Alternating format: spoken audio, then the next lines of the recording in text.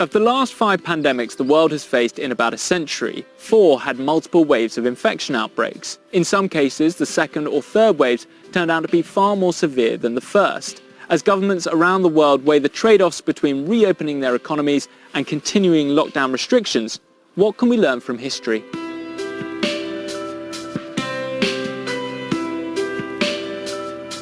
The worst pandemic in modern history, the Spanish flu, which is estimated to have infected a third of the world's population, had 3 waves of infection.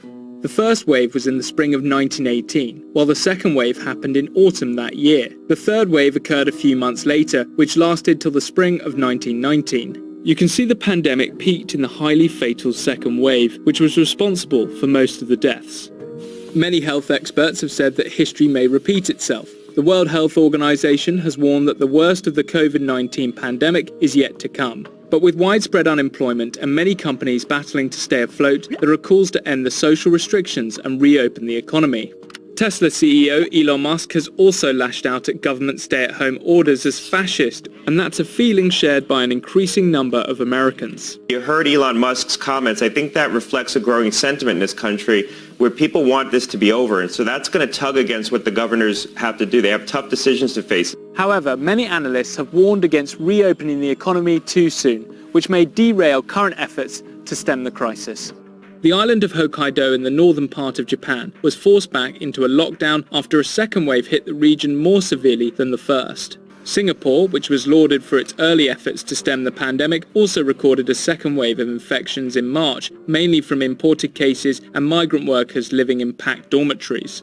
A survey of more than 40 prominent economists in the US found that 80% agreed easing severe lockdowns when infection risk remains high would lead to greater economic damage. As the debate over when to reopen the economy drags on, the Spanish flu offers some clues. In 1918, the US had no coordinated pandemic plans at a federal level. It was therefore left to local authorities to decide how and when to intervene to prevent the spread of the disease. The social distancing measures over a century ago are similar to the modern-day restrictions, such as the closure of schools, offices, and the banning of mass gatherings. Because tackling the infection spread was orchestrated at a local level, the interventions varied widely. This led to mortality rates and the pace of economic recovery differing from city to city at the end of the pandemic. In 1917, a year before the Spanish flu outbreak, Philadelphia and St. Louis have very similar mortality rates from influenza and pneumonia. However, when the pandemic broke a year later, the two cities have very different approaches to tackling the outbreak.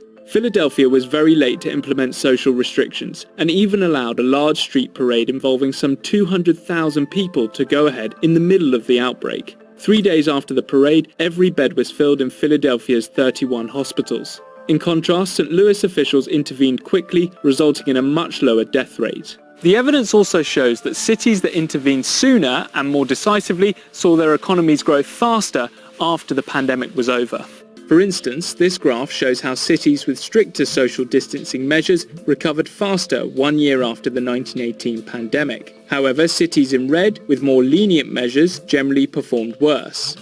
In cities that implemented social distancing measures quickly and for longer, manufacturing activity and banking assets also saw increased growth a year after the pandemic was over. The evidence suggests that aggressive social distancing measures not only reduced mortality rates, but were also economically beneficial. While there are important economic lessons to be learnt from the Spanish flu of 1918, it's difficult to compare that pandemic, which occurred more than 100 years ago, with the coronavirus pandemic of today. Advances in technology, global supply chains, the larger role of services, and better communication tools may ease the economic fallout significantly, which limits direct comparisons between the two pandemics.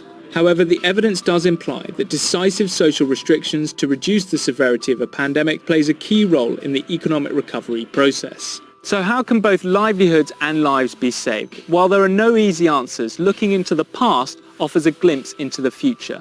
After all, a healthy economy doesn't happen without a healthy population.